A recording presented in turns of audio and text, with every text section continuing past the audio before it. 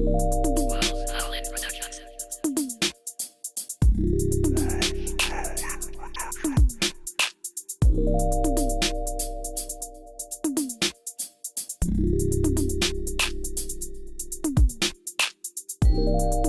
hi. Hi. Nice to meet you. Nice to meet you. I'm I'm just going to close the door because I know someone's going to make noise. Hold on. I've already made my apologies, man. The same. I think you're the only one that's lucky, Jean, because your kids are older. Yeah, but they play their music and their mouths are loud, you see? Yeah, that's what exactly that. That's what's happening out there. Yeah. We're getting all in the same boat here. We just got to work with it. First things first. So I'm Celina Grant, and I am a wellbeing consultant, and I'm the founder of my company called See Healthy Living, which is a emotional health and wellbeing service. And I really wanted to coordinate and pull this meeting together to think about, in particular, mental health, especially during this time while we're all in quarantine. Okay. What I will do is ask everybody just to introduce themselves briefly, and then I can go on and talk a bit more about the aims and objectives of today, if that's okay. Do you want to go next?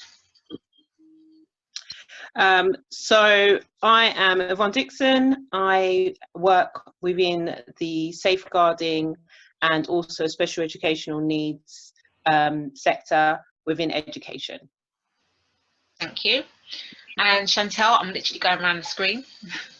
Okay, I'm Chantel Johnson. I work in education, and I have my own empowerment coaching service that I do externally and internally in schools. So mentoring, focusing on mentoring, mental health and wellbeing.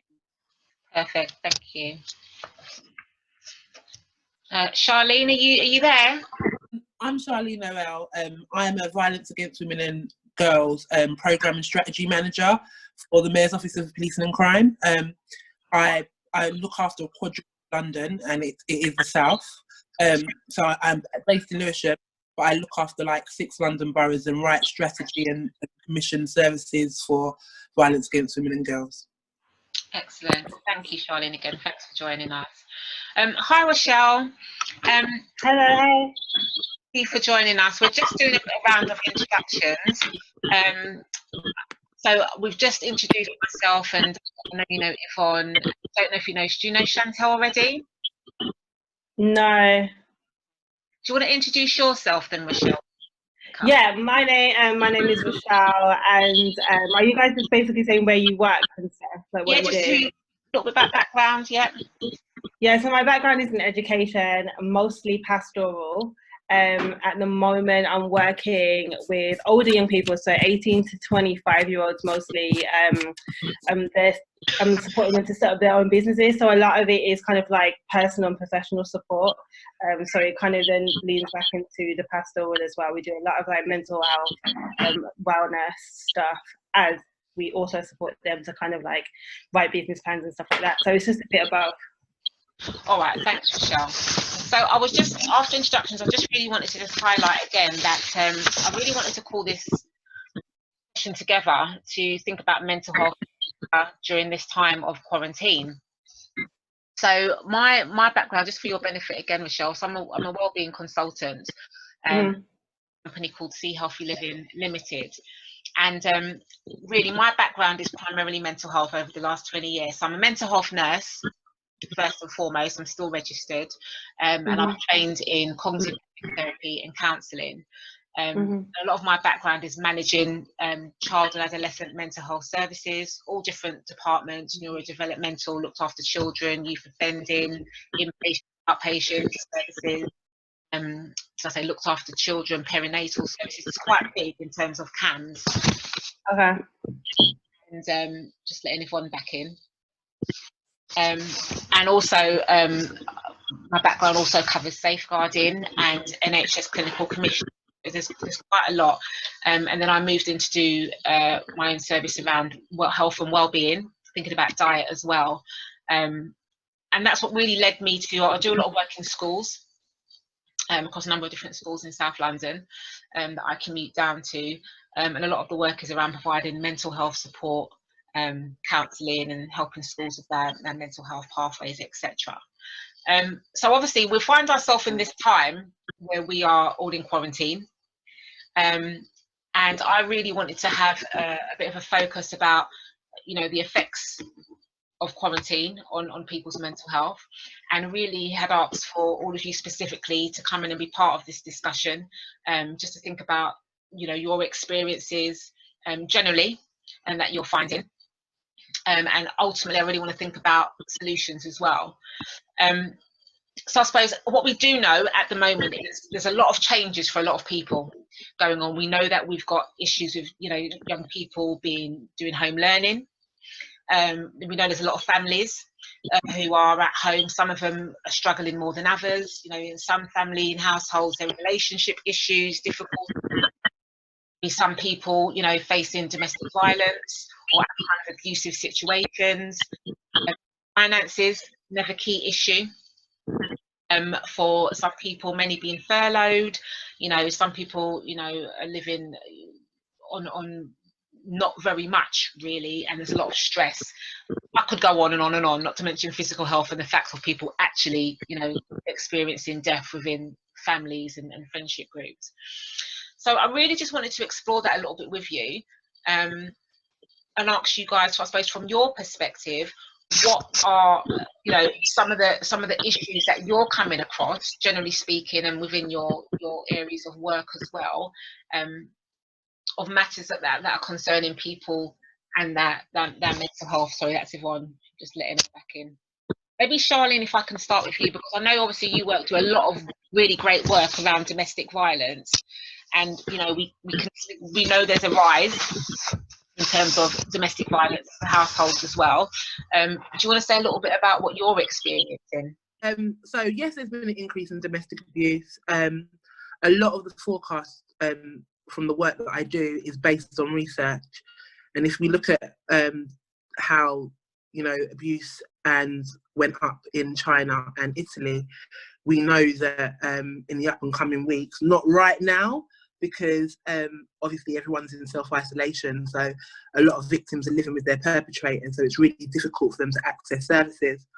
So because of that, it's worrying, but there's no way that we can do welfare checks on every single person that we suspect is, you know, where there's domestic abuse.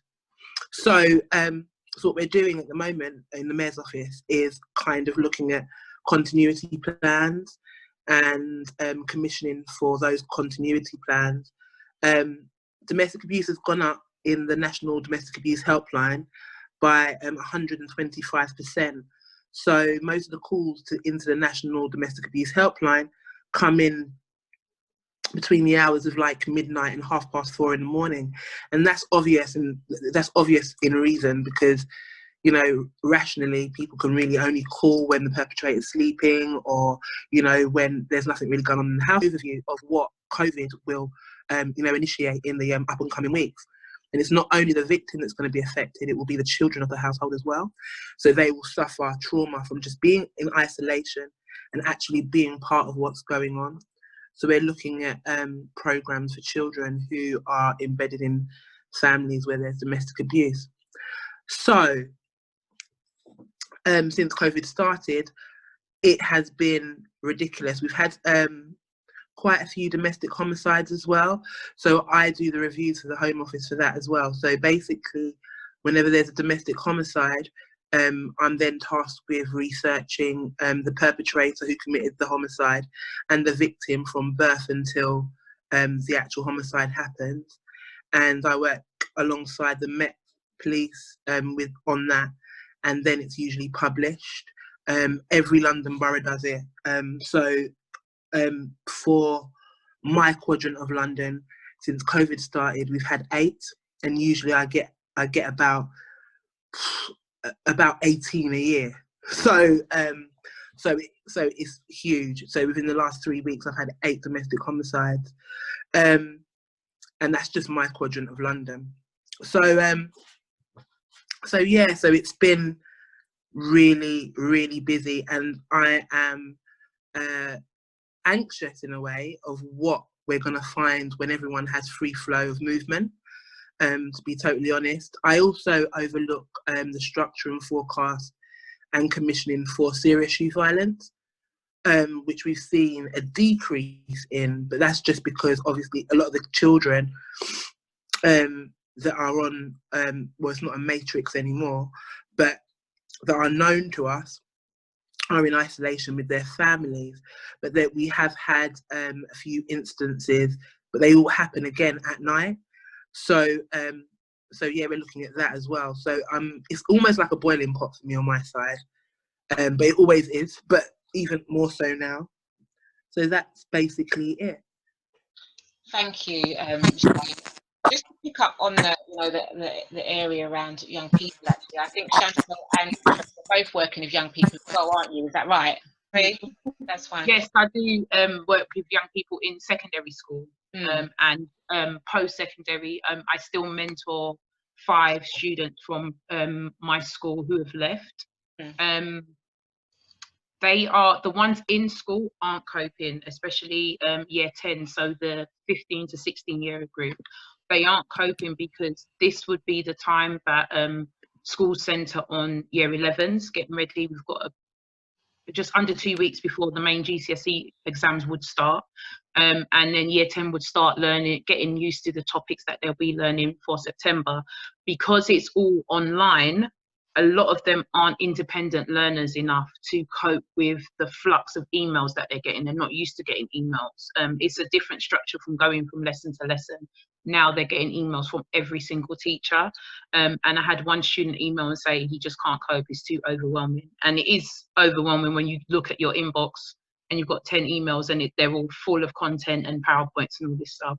So we've got a number of students like that who are struggling with the traffic that's coming in for work that they have to complete. If it's not emails, it's the online portals that a lot of schools use. Again, the pressure on staff in schools is that we have to show why we deserve to get full pay, even though we're not in a building. And so we're chugging out from SLT to the students, to each other, but then we're all getting overwhelmed. And so there needs to be some sort of balance that needs to be addressed. I think each school does it individually, but the balance is that the teachers are then stressed and then they stress the student and the student's not able to cope, and then it adds on to whatever's going on in the student's home. There's a lot of students who, some are carers, some are in homes where a parent has passed recently. I've got a boy whose dad passed and mum's just recovered from cancer, so he's not coping with everything as it is. There's another student who I suspect there is some form of abuse at home, because when he's in school, he's very angry. He's going through a lot. And when he speaks of something at home, but I didn't get to find out because of the pandemic. So we've got that, and he's just not accessing anything. He's not engaging with anyone.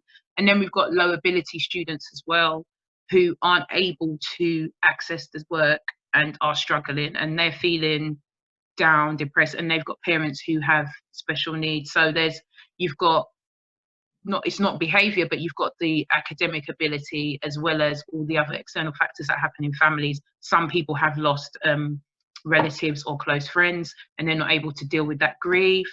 And there's another student today whose granddad has passed, not due to COVID, but during this time, and his parents aren't taking it very well. His dad's isolating himself from everybody because he's grieving. Now the boy feels it's his fault, and it's all, and there's only so much I can do on email. I can't do any video conferencing or anything like that for safeguarding reasons. So everything is email. I have a fear that when we do go back into schools, whether it's in June or September, the mental health of students is going to be very, very high. We're going to have a lot of students with really high anxiety, the ones who aren't able to adjust from being at home, who have had to adjust to being at home every day, to now adjust to being back in school with structure and rules and requirements. So there's going to be a lot of behaviour issues, as well as academic, as well as anxiety and frustration and reaction, a lot of stuff. So at the moment, my team and I, we're working on preventative measures for when we get back to work, what we can put in place. And I know that SLT are looking at adjusting the behaviour policy so that it takes in account the mental well-being of students as we come in, like preparing for students are seeking help. So yeah. I mean, thank you. That's a lot of issues that I'm seeing as well. And I know certainly in a lot of the work that I'm doing with young people in schools, because obviously I'm having to do a lot of the calls like everybody else now, and the online and the FaceTime sessions, I'm spending a lot more time having really in-depth conversations with parents and carers who are really having increasing concerns about the mental health of these young people, of these students, you know, for many reasons. Those that are, you know, not coping for reasons like you've already said around the quantity and the magnitude of the work, and just not dealing very well with the whole restriction. But actually, I'm equally finding, in addition to all the things you've mentioned with the students, one, my caseload for doing mental health assessments, because I'm a mental health nurse practitioner, my need to do mental health assessments has increased, but equally the mental health of the parents is really coming through, whereas actually we might not necessarily have seen that all the time face-to-face value with some of the work which is just with the young people, but where there's a lot more opportunity to see and to speak with the parents at the moment in relation to their children's mental health, but equally in relation to their own mental health as well. I don't know about yourself, Rochelle, and the challenges that you're finding.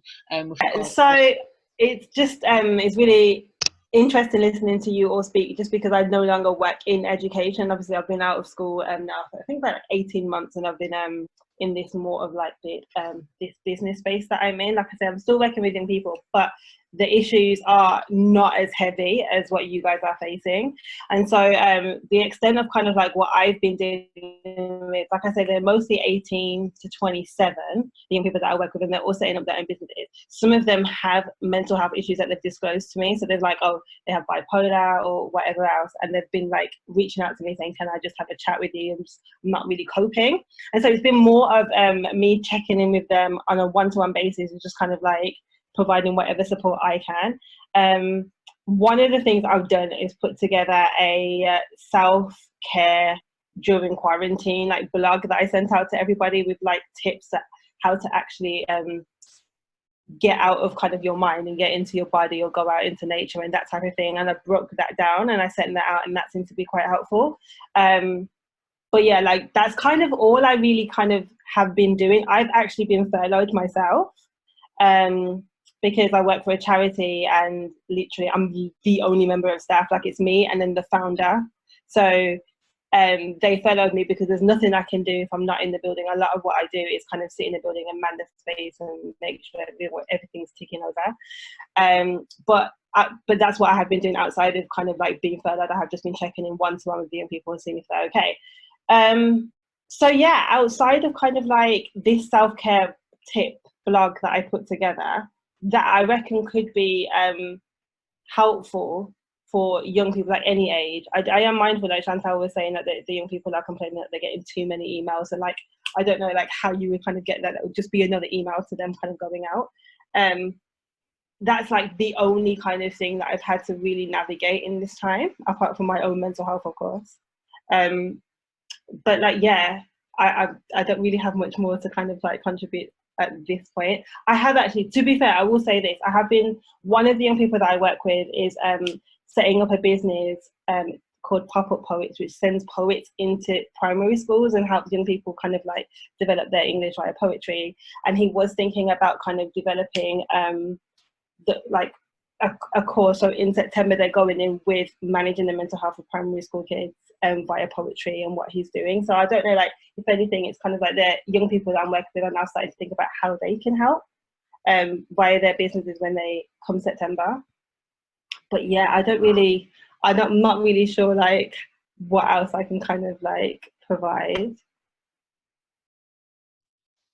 No, that is helpful, because you know obviously you're in a field where you're working with people, and you've equally mentioned another valid point that, you know, throughout all of this, you know, I mean my my passion and my drive is around mental health, and that's Yeah. what, you know, I do the work that I do, and I'm, you know, passionate about obviously the work that we're all doing in terms of our own individual practices, but equally us as individuals, you know, what we're doing for our own mental health as well, because obviously we need to equally be, you know, in sound minds to be able to be delivering the kind of work that we do, to be able to advise, you know, to have the knowledge to share information. You know, there's the one thing that has been coming up on my mind quite heavy, I will say this, is that people that have existing trauma already, and like how they're processing the added trauma of COVID.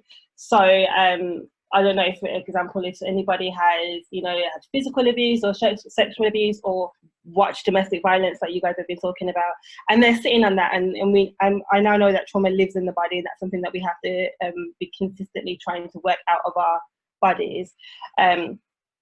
I know me personally, like I would say around week 2 or week 3, my trauma response is freeze. So I just spent a lot of the day just frozen, and I had to kind of realize what was happening, and then, which is why the blog post came out, because I realized that I wasn't doing anything, but it's because I was triggered essentially.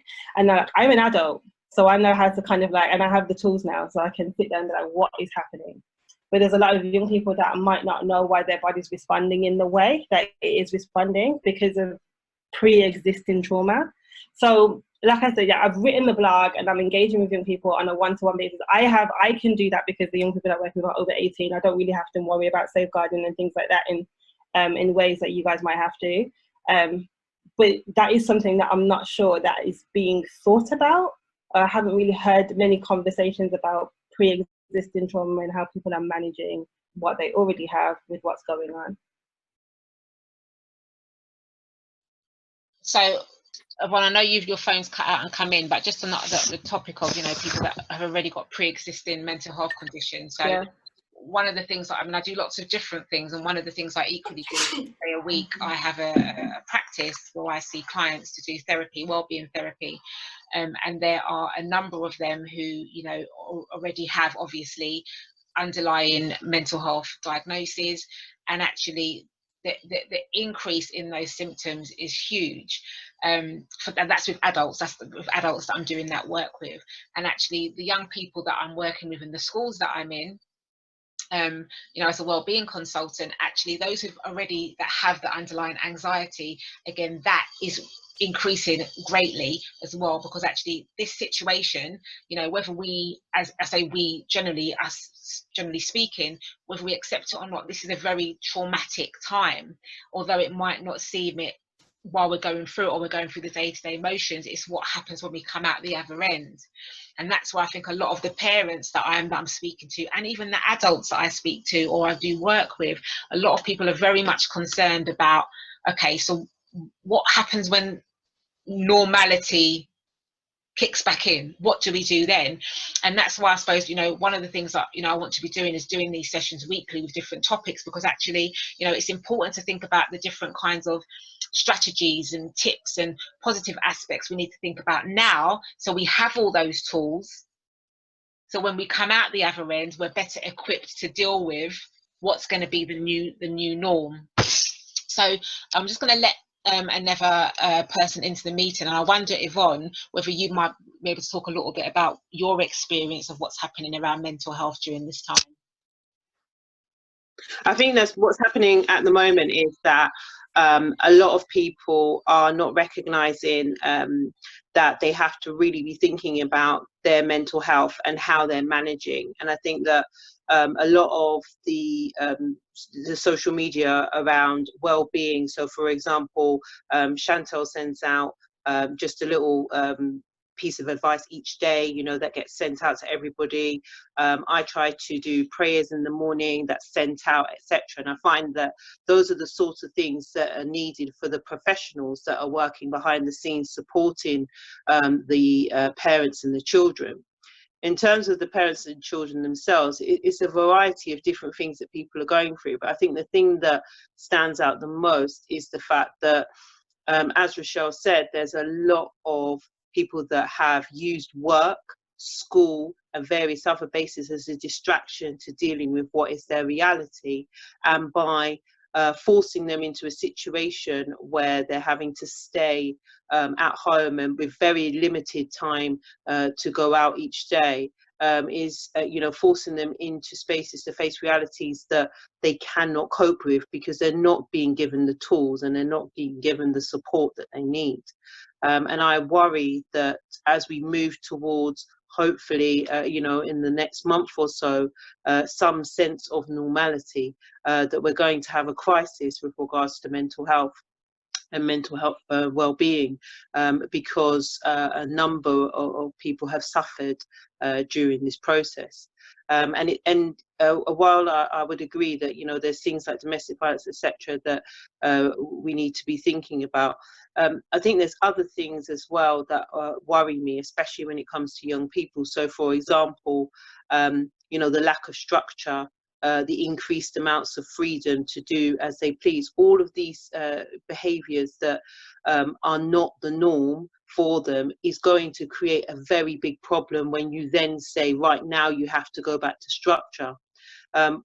The way our system is set up is that we then have a 6-week break, and because of the way we are contracted as teachers, we will go back, maybe we'll be back for a few weeks, and then we will go into another break, and again that's going to cause a lot of trauma and problems and upset for our young people. So we're at a point now where if we don't start to think about the solutions and start to think about how we're proactively going to prepare young people for what happens afterwards, we're almost going to contribute towards that crisis ourselves. So that's why it's really good that we're starting this conversation.